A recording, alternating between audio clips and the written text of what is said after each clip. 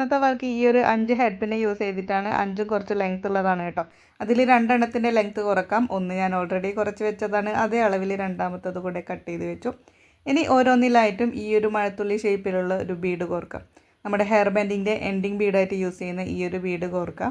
5ലും കോർത്തതിന് ശേഷം ഓരോ ഹെഡ് പിന്നിൻ്റെയും അറ്റം ഇതേപോലെ ഞാൻ ഈ കാണിച്ചു തരുന്ന പോലെ ഫോൾഡ് ചെയ്യാം, ലോക്ക് ചെയ്യാം.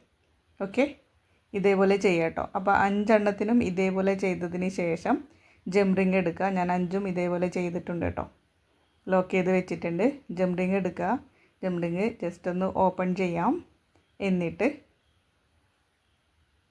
ജസ്റ്റ് ഒന്ന് ഓപ്പൺ ചെയ്തതിന് ശേഷം നമ്മുടെ ഹെഡ് പിന്നിൽ ബീഡ് കോർത്തില്ലേ, അതിൽ ഫസ്റ്റ് വന്നിട്ട് വലിയ ബീഡ്, ചെറുത്, ചെറിയ ഹെഡ് പിന്ന് കണ്ടോ, വലുത്, ചെറുത്, വീണ്ടും വലുത്, ചെറുത്, വലുത്, ഈ ഒരു ഓർഡറിൽ കോർത്തതിന് ശേഷം നമ്മുടെ ഇയറിങ്ങിൻ്റെ ഹൂക്കില്ലേ അതുകൂടെ കോർക്കുക. എന്നിട്ട് ജംറിങ് ലോക്ക് ചെയ്യട്ടോ.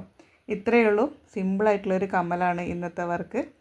ഇഷ്ടപ്പെട്ടാൽ ലൈക്ക് ചെയ്യണം, ഷെയർ ചെയ്യണം, സബ്സ്ക്രൈബ് ചെയ്യണം. അതേപോലെ എൻ്റെ കമ്മലിൻ്റെ വർക്ക് എങ്ങനെയുണ്ടെന്ന് നിങ്ങൾ കമൻറ്റ് ചെയ്യുക കൂടെ ചെയ്യണം കേട്ടോ. നിങ്ങളുടെ ഓരോ കമൻറ്റും എനിക്ക് എന്താ പറയുക, ഒരു സന്തോഷമുള്ള കാര്യമാണ്. നിങ്ങളുടെ അഭിപ്രായങ്ങൾ എനിക്ക് എത്രത്തോളം ബെറ്റർ ആക്കാൻ പറ്റും അത്രത്തോളം ബെറ്റർ ആക്കണമെങ്കിൽ നിങ്ങളുടെ കമൻറ്റ് അത്യാവശ്യമാണ് കേട്ടോ.